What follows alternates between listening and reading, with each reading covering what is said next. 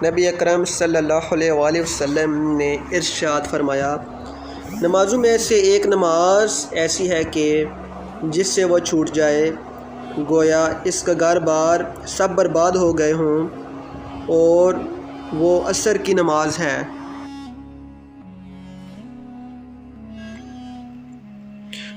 رسول اللہ صلی اللہ علیہ وآلہ وسلم نے ارشاد فرمایا، تم سچائی کو لازمی پکڑو اور ہمیشہ سچ بولو، کیونکہ سچ بولنا نیکی کے راستے پر ڈال دیتا ہے اور نیکی جنت تک پہنچا دیتی ہے۔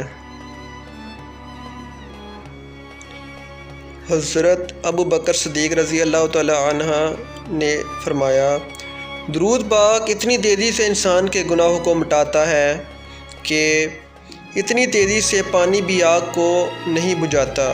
سبحان اللہ۔ رسول اللہ صلی اللہ علیہ وآلہ وسلم نے ارشاد فرمایا، جنت میں دھوکے باز داخل نہیں ہوگا، نہ احسان جتلانے والا اور نہ ہی بخیل۔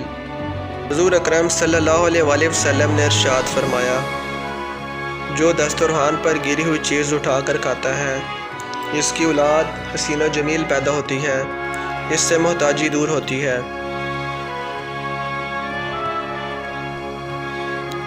حدیث نبوی صلی اللہ علیہ وآلہ وسلم۔ حضرت ابو ہریرہ رضی اللہ تعالی عنہ نبی اکرم صلی اللہ علیہ وآلہ وسلم کا فرمان نقل کرتے ہیں، اس شخص کی ناک خاک آلود ہو، مزید خاک آلود ہو، مزید خاک آلود ہو، یعنی وہ بار بار ذلت اور رسوائی کا شکار ہو۔ عرض کی گئی، یا رسول اللہ صلی اللہ علیہ وآلہ وسلم کون؟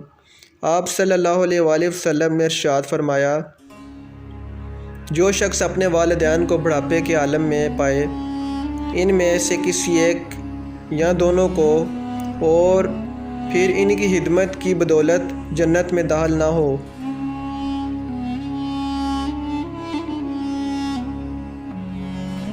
مصیبتوں پر اللہ تعالیٰ کا انعام۔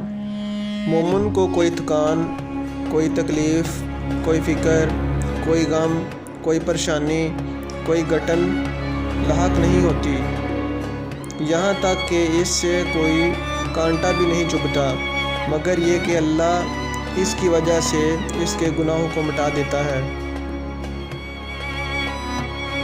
فرمان مصطفیٰ صلی اللہ علیہ وآلہ وسلم۔ دل سخت کیوں ہوتا ہے؟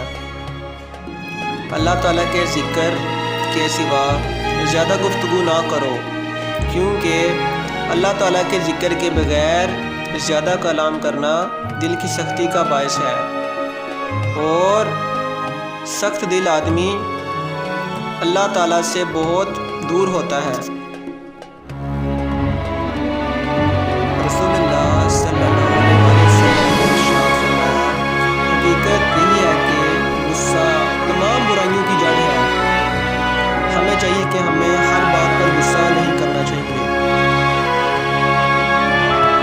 رسول اللہ صلی اللہ علیہ وآلہ وسلم نے ارشاد فرمایا، قرآن پڑھو، کیونکہ قیامت کے دن یہ اپنے پڑھنے والے کا سفارشی بن کر آئے گا۔